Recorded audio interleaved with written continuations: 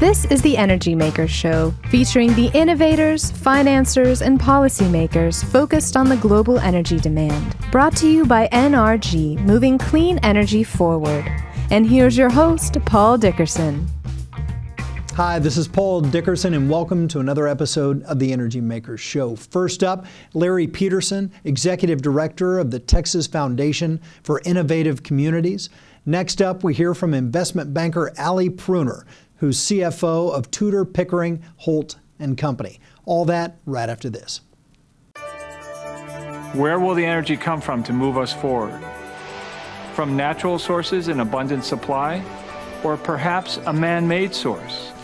At NRG, we believe innovation will solve our energy needs. That's why NRG is moving away from fossil fuels towards wind, solar, and other sustainable technologies to power the smart grid, the electric car, and our clean energy future. We're using all of our energy to develop more of it. This is the Energy Makers Show, brought to you by NRG, moving clean energy forward. And now, back to the Energy Makers Show with your host, Paul Dickerson. Welcome to another episode of the Energy Makers Show. Today we have with us Larry Peterson, Executive Director for the Texas Foundation for Innovative Communities. Larry, welcome to the show. Paul, glad to be here. Tell me about this group you lead. Well, the Texas Foundation for Innovative Communities is a nonprofit funded by the governor's office and private foundations to develop competitiveness for Texas in the clean tech space. And hopefully by doing that, developing competitiveness for the U.S. as well. So it's Governor Perry's office promoting clean tech in Texas? Well, you know, Texas is not known as a particularly green state, but green is also the color of money, and Texas is all about that color green.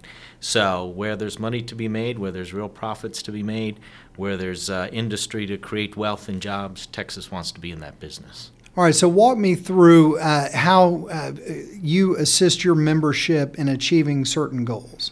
Well, you know, we are an economic development foundation, so we work with all the institutions, public and private sector across Texas, to develop a strategy, a pathway for accelerating innovation, accelerating the growth of industry, for removing barriers that companies need to grow and dominate global markets. So there's a lot of pieces to the puzzle, but it's the sort of problems we need to solve for all of our innovation-intensive industries, not just clean tech. Now, being in Texas, Texas, of course, is known for traditional energy. Are there ways that you're looking to leverage some of the strength from the incumbents into the clean tech space? Absolutely. I think in past decades, environmentalists have sort of championed this movement. And while they have very good intentions, sometimes their economic reasoning is not as strong as needs to occur to create competitiveness. You know, energy industry is not the enemy. They're looking for profits for their shareholders. These days, the economics have improved to the extent that there's real money to be made, there's real growth to be had. And so the incumbent energy companies are the experts in scaling new technologies, in reaching global markets, in creating strategic partnerships that allow innovative companies and smaller partners to succeed. So they've got to be a vital part of the equation. All right, and do you work with any of the universities? Yes, we work with all the universities in Texas. In fact, we're about to publish the first compendium of federally funded research in Texas. And that includes a survey of all of the research universities, plus SWERI, HARC, and NASA as well. And it's a survey showing what? Showing all of the federally funded energy research, the first ever comprehensive look at what we do here in Texas, survey of our unique capabilities. Our original impetus was to identify unique capabilities as candidates for greater federal research funding. Okay. But we've had venture capital companies say, wow, that we didn't know Texas was doing that. We need to look into that opportunity. And we've had companies say, wow, that may solve a problem for us. We need to go talk to those folks. So, you know, we're really looking to identify what we can do uniquely well here in Texas and capitalize on those strengths. Well, and you mentioned NASA. Can you tell us a little bit more about what you're doing with them? Well, NASA, of course, is under great challenge. Their budget has been reduced from $6 billion to about half of that. there's a lot of STEM workers, scientists and engineers in particular, in danger of being laid off. NASA's looking for ways to sustain itself over the long term, perhaps become an entire science city that sustains itself on propositions of commercialization of space, life sciences, and of course clean tech, which is near and dear to our hearts. Well, you're a great leader in this space. Texas is lucky to have someone promoting clean tech like your group. Thank you for coming by today. Thank you, Paul. Well, and that wraps this discussion with Larry Peterson, and we'll have more after this.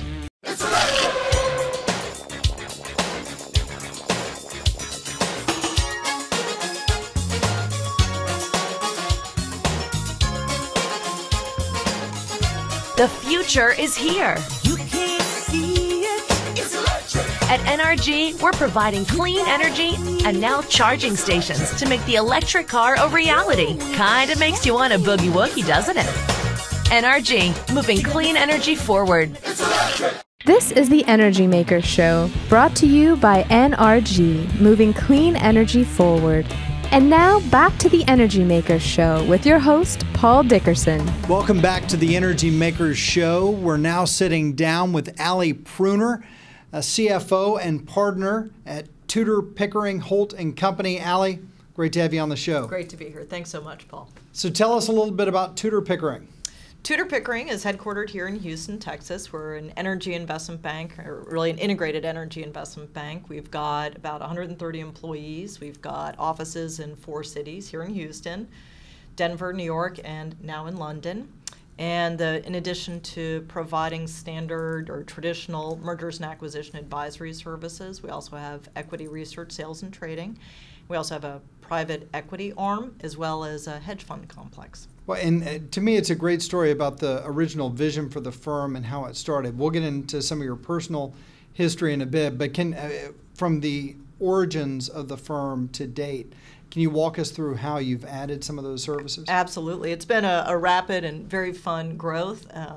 The firm originally was founded, two different parts came together. So the legacy firm is Pickering Energy Partners, and right. That was founded by Dave Purcell and Dan Pickering, and another partner. And they founded the firm based on the premise of strong technical research for equity research. And Dan and Dave had worked together on the North Slope of Alaska for Amoco, BP Amoco back in the day. And from there, Dan decided to become a stock picker, worked for Fidelity, worked for another firm, and started at his own firm back in 2004. And joined up with Dave, and within a few short years, they were top-ranked equity research firm. So elsewhere in town was Bobby Tudor. Bobby had been a partner at Goldman Sachs for a number of years and retired from the firm in 2006 and had the vision of building an energy investment bank on the backbone of strong technical research. He saw there really was a need for it in the industry. The firms, other large bulge bracket firms, had maybe gotten away from that a little bit. Right.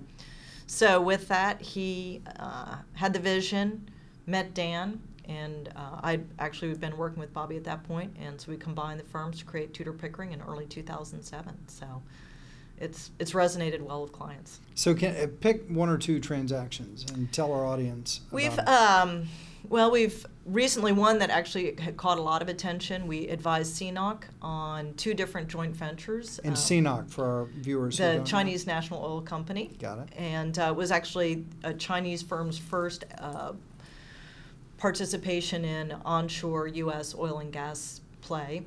And we advised them on 2 different joint ventures, totaling about $4 billion on their efforts. Wow. One was down in the Eagle Ford, another one was up in the Niobrara. So really pleased that they chose us to work Sure. with them. So that was great. Well, and we've heard more and more about the Chinese looking for resources, and there's a very clear example of one of the first entrees into America. Exactly. And I think that White House had announced in 2009 they wanted to see it. But we've had great opportunities to work with a lot of foreign firms. We recently represented a privately held oil and gas firm that had assets up in Alaska, and Armstrong Oil and Gas, and Repsol came in for $800 million and bought about 70% working interest in that piece. So again, able to work with locals and help them partner with foreign entities. Now, Ali, clearly you've got a great vantage point of the energy industry. What are some of the trends you're seeing either around the world in China and elsewhere, or even in the U.S. when it comes to energy? Well, what we're seeing a lot of it, when I mentioned a couple of those plays that we've worked on, that such interest in the U.S. shale plays, and really we're seeing from one region to the other. Bakken obviously has been very hot, a lot of interest in oily shale plays now. And I think a lot of foreign companies are coming in to partner with our local operators here in the U.S. because they want to learn about the operating expertise that they need to take back overseas. So I think the next trend we'll see is starting to see development of shale plays overseas. And again, having the ability or having the resources in-house at Tudor Pickering where we can blend the strong technical orientation with the finance side has really been helpful for our clients. All right, so pick one of those and dig a little more deeply. Explain how you're adding value doing these projects overseas based on, is it U.S. technology, or you're connecting some of the firms that are extra skilled at capturing some of that shale gas or shale oil? Right. So I think it's a good question in terms of how do we combine this. So because these are highly technical developments in terms of the shale plays, and it's really important to have local expertise from the operator's standpoint. Right. So we get to work with those operators and then the corporate owners of those assets. And at some point, those corporate owners of those assets, be it if they're held by a private equity firm or a strategic owner, they want to figure out what's the best way for them to monetize or get capital to further develop those assets. In turn, because of a firm like Tudor Pickering, because we have the global reach, we can work globally and figure out who's the best partner with that firm in terms of developing those assets. So structure where it's a win-win and mutually beneficial. Because sometimes a firm may decide, in terms of the local operator, they don't want to get a partner, they decide to take it public. So we can help there as well. And I think our ability to combine those two has really created a nice niche for us. Well, Ali, thank you so much for coming on today. Thanks so much, Paul, for having me. Really appreciate it. Absolutely. And that concludes this episode of The Energy Makers, heard on the radio nationwide and seen right here at TheEnergyMakers.com. I'm Paul Dickerson, and we'll see you next week.